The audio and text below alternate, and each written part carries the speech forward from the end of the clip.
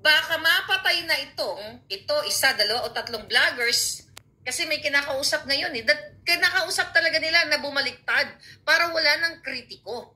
So ang gagawin, shout out kay Princess Maui, nandiyan ba siya? So ang gagawin, ang plano nila, kaya mag-isip-isip yung mga vloggers, not only vloggers, yung mga nagki-criticize ngayon kay Bangag. Tapos biglang may lalapit sa inyo na, ano na lang kayo, tatagalin ko lang ito, purihin nyo na si Bangag, ganituhin nyo na, mag-ano na tayo, magbalik loob na kayo kasi ganito, kasi ganyan. Mag-ingat po kayo, mga palangga. Kasi ngayong ito, sabi ko nga, before tayo nag-vlog, ay sinabi sa akin na isa sa plano nila, yung mga dating Duterte supporters, let's say Duterte o whoever, kung ano mang sinuportahan mo, na ikaw ay nag-criticize sa gobyerno ni Bangag, sila ay ilulure yung mga yon, kakausapin, bibigyan ng pera, pang shopping, pang abroad, kung ano man ang hiling nila. Then, gugurgurin. Isa, dalawa, tatlo, apat, lima, I don't know kung ilan ang kaya nilang patayin o kailangan nilang gurgurin. At ang kanilang plano, ibibintang sa mga Duterte at ibibintang doon sa mga maisog na, ay kasi yung mga vlogger na yan, Duterte yan eh. Kaso, bumaliktad na kay Kuting, kaya pinagurgur ni Duterte o pinagurgur ng mga maisog o whoever. Yan ang magiging kalakaran ngayon. Okay? Kaya, kung ako sa mga vloggers na ito, maninindigan ako. Kasi actually, kung matapang ka, hindi ka matatakot sa mga bangag. Labanan mo ng sabayan. Okay? So, I hope na next week, second week, third week ng Oktubre, ay makarinig kayo ng isang vlogger na tagpuang nakalutang sa Ilog Pasig. Yung mga ganon. Kasi yan ang destino nila ngayon. Okay? So, ibibintang po sa mga Duterte. Yan ay mga gawain ng mga bangag na mga adictus benedictus. Ayon yan sa ating informante. So, mamili kayo. Manindigan, labanan ang putang inang bangag, ang mga bangag na nakapaligid sa kanya, ang mga kawatan, or magpapasilaw kayo sa pera. Na kunyari bait-baitan, tapos one day, igugurguriog kayo, at makikita na lang kayo sa Ilog Pasig. O kung saan mang ilog, o nakita kayo, nakasimento na kayo sa loob ng drum, after 3 years, nawala kayo. Alam mo ngayon, sa taas-taas ng crime ngayon, wala nang gustong walang mga batitinong politiko ngayon, mga palangga, ang gustong kampihan kayo. Kaya yan ang nakakaalarma. Magiging Percy Lapid. Remember Percy Lapid? Si Percy Lapid ginurgor dahil siya ay number 1 kritiko. Correct. Ng mga Marcos at ng Duterte. Pero, nung panahon ni Duterte, buhay na buhay si Percy Lapid. Kaya nga. Right after, pag-change ng command, pag-transition, pinagurgur si Percy Lapid. Yan ang dadanasin ng mga hindi nag-iingat. Kasi once a demonyo yan. Once a bangag yan. Walang empathy yan. Kaya kayong ipagurgur niyan. Correct. Kaya nga ako, sabi ko sa inyo, kahit anong mangyari, over my dead, gorgeous body, hindi ako pang muli magtitiwala sa mga bangag. Sabi ko nga, kahit i-offer pa sa akin ang ang budget ng pang-nasyonal. Okay? So ngayon, ang ginagawa nila ngayon, gumagamit sila ng tao, okay? Gumagamit si Bangag ng mga tao sa iba't ibang ahensya at pinapaandar ang pera ng bayan para ligawan. Okay? That's the term. Or onsehin. O ikaw, Kurimaw, kunyari. Ikaw, Kurimaw, ikaw, Junggoy. Bumalik ka na kay Bangag kasi ano naman yan eh. Huwag na kayo bibigyan na lang kayo ng pang-shopping, bibigyan na lang kayo ng pang-abroad, name your price. Attorney Glenn Chong, inoferan. na wag na siyang sumama sa maisog kasi ika-crash o dudurugin ng mga Marcos, Bangag Jr., ang gobyerno ni Bangag, ang mga Duterte.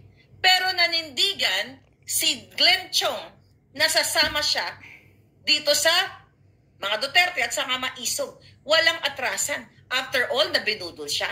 So, ang nakaka-alarma dyan, kaya maganda itong na isabi. Dahil sabi sa atin ng ating informante sa loob mismo, Ms. Marlica, kailangan ipaalam mo para matakot ang mga buwaka ng inang mga bangag na ipapatay si ganito, si ganyan.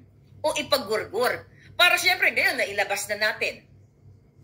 Tapos magbalitaan nyo, bukas, gurgur na si Petra. Gurgur na si Pedro.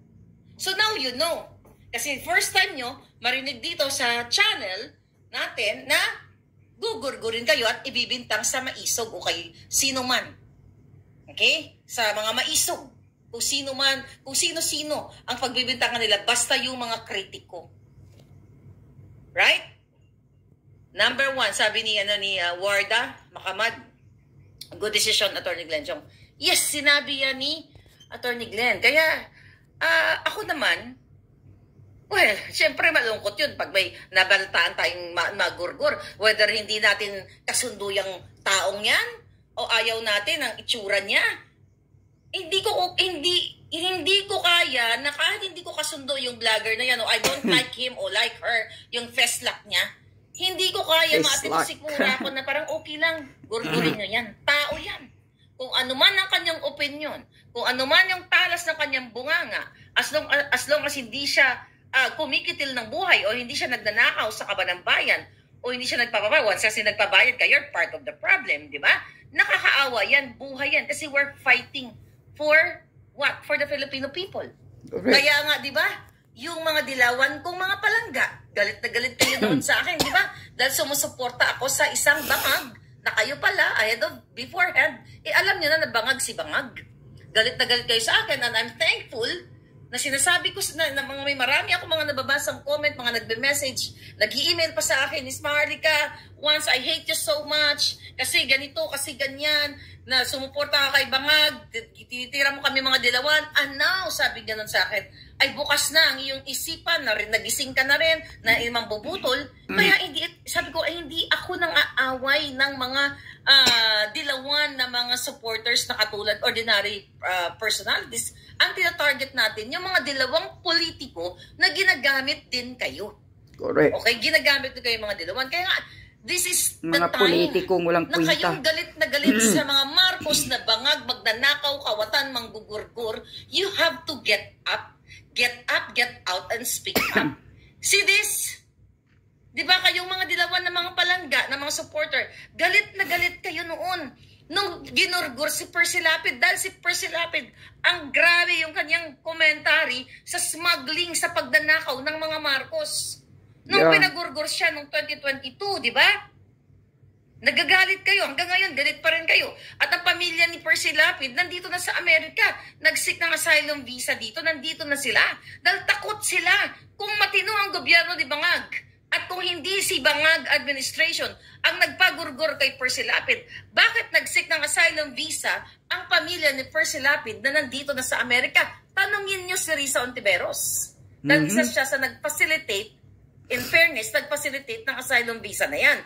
Bakit tinulungan ni Risa yan? Good point yan kay Risa. Bakit mo, Risa, tinulungan ang mga kamag-anak ni Percy Lapid? Why? Kasi alam mo, unang-una pa, sabi ko, fetus ka palang anti-Marcos. Alam mo, demonyo ang mga bangag. You're just playing along, di ba? You're playing safe kasi nga, yung kapatid mo at ang in-law mo ay inappoint ni Bangag. See that? Pero, ang pamilya ni Percy Lapid ay nandito na po sa Amerika. Kung matino ang gobyerno at hindi nakakatakot ang maging kritiko o pamilya ng pamilya ni Percy Lapid, bakit sila na-aprobahan? I think, kung hindi ako nagkakamali, 16 family members, 16 or 17, I hope tama ang numbers ko, na-approve ng US government na manirahan dito ang pamilya ni Percy Lapid kasi nakakatakot ng manirahan sa Pilipinas, baka sundin, gurgurin pa yung mga pamilya ni Percy Lapid. Ngayon nyo lang siguro narinig yan. O baka pangalawang na, kasi parang nabanggit ko na yan sa nakaraang vlog ko. So yan po ang kanilang layunin na masamang maitim na balak na ngayon may mga vloggers, ayoko na lang muna pangalanan. I think may kinakausap silang 3 vloggers now na babaliktad. Ino-ofera ng sweldo, ino-ofera ng posisyon, at ino-ofera ng maranyang buhay. Pero, mag-iingat kayo.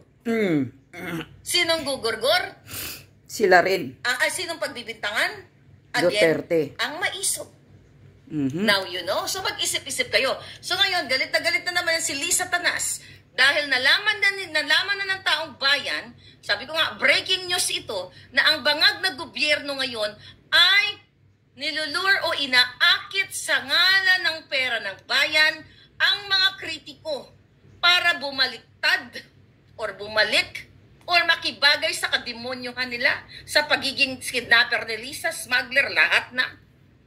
Kasi gusto nilang hawakan kayo lahat sa liig. Ulit-ulitin natin. Hindi nyo ba nakikita na ang mga media, ang mga dilawang mga politiko, tahimik sa pagsingot ni Marcos Jr.? Pulburon, singhotero, addictus, benedictus, alam ng mga social lights o mga nasa business sector na kakasalamuha si Marcos Jr. ay bangag. Ang mga anak, ayon na kay Cathy Binag, ay tumitira lahat ng pulburan. They don't care kasi sabi nila normal lang sa mga alta o sa mga elite o sa mga yaman-yamanan na galing sa nako ang bayan ang magsisinghot ng pulburon. And now kayo na mga kritiko ni Bangag ngayon at na medyo mahina ang inyong, mahina ang inyong, maybe natuwag kayo or whatever kung anong pangangailangan, mag-isip-isip kayo, palangga. They will gurgur you. Gugurgurin kayo. And I hope not. Kasi, dahil sa ating expose ngayon, natakot na sila. Imagine mo, kung bukas magurgur si Petra, sabihin, tangay na, tama na naman si Maharlika. So, syempre, di-delay nila yan. Okay. Huwag kayong magpa-convince, mga vlogger. Ang ubo ko naman. Mga vloggers, dyan, mag-iingat kayo. Huwag kayong magpa-convince. Kukumbinsihin kayo na kunyari, babayaran kayo, ipapa-travel kayo, bigyan kayo ng posisyon, basta babaliktad kayo, pero papatayin din kayo. Yan, ako nang magklaro ng salita na gurgur ni Maharlika. Papatayin din kayo. Ganyan katraidor. At ibibintang daw sa mga maisog at kay Duterte na ang pumatay sa inyo, mga vloggers. Kaya mag-iingat kayo, mga vloggers dyan. Huwag kayong mukhang pera. Ipagpatuloy nyo yung panindigan nyo yung prinsipyo ninyo. Kung Duterte vloggers kayo ngayon, kasi tayo ang pinagtripan ngayon, tuloy-tuloy nating magsasalita. Huwag kayong magpapasilaw ng pera, posisyon, o kung magkano pa yung ibuhos sa inyo na pera, dahil hindi permanente yan, at papatayin din kayo. Yan ang sabi ni Maharlika.